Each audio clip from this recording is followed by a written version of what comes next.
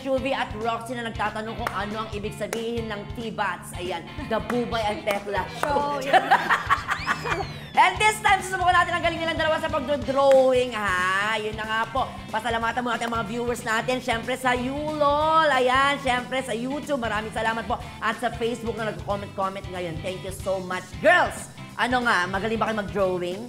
pwede na. Ako, stickman. Ano ibig sabihin mo? Yung mga stick-stick lang. Ah, pa-stick-stick lang. Well.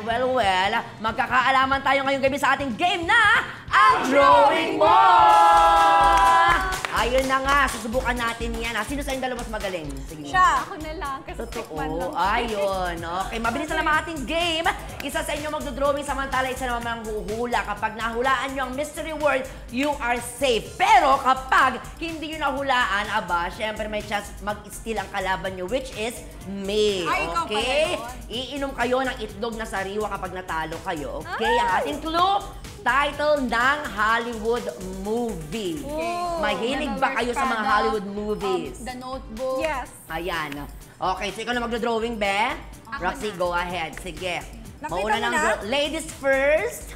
Bunot na. Halloween. On my cue, bawal natin makita yan, my friend. Ready, set, go!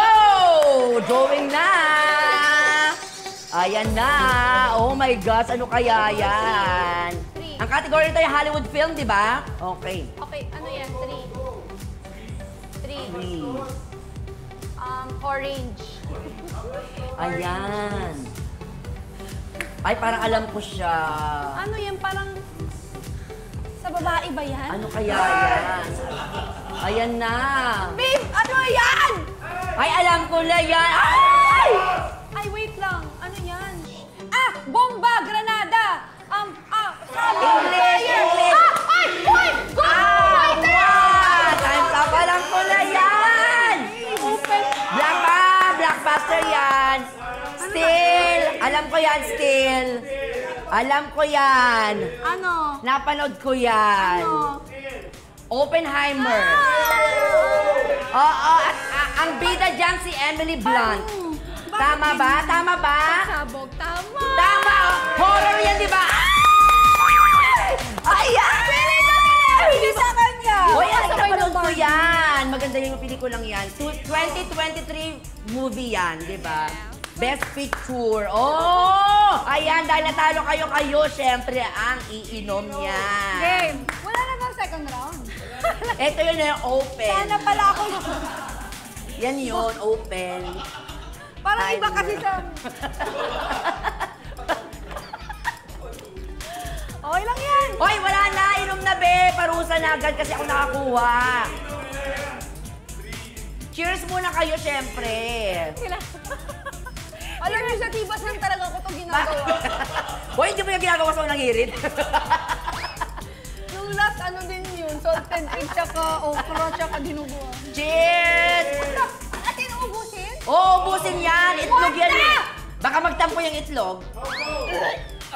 Ang galing naman ni Roxy! Shuvi, ang daya mo yung Shuvi. Ang galing-galing nga ng drawing yan, di mo nakuha. Oy! Galing! Ay! Oh my gosh, isang buo! Grabe! Ayan. Kaya sabay-sabay tayo, Roxy and Shuvi, natibas ka! Ayun nga, sinabi na sa akin yan kanina. Oo. Pero yun nga sa akin, pilit kasi. Oo. Kaya yun. Sorry ha. At least itlog yun, healthy yan, di ba? Okay lang, 2 piso lang naman ang posporo. Bakit? Bakit po? Susunugin. Manununog. O, dito na kayo. Maraming salamat, Shuvi and Rexy. Para naman dyan. Balik-balik kayo dito anytime, ha? Samantala, narito ang ating hugot of the week na babasahin ni na Shuvi and Roxy. Go ahead, ladies. Sa mga single dyan, makinig kayong mabuti. Huhulaan ko kung sino ang crush mo. May 2 mata, pero walang pagtingin sa'yo. Sabi ng mga nanonood, mga bastos.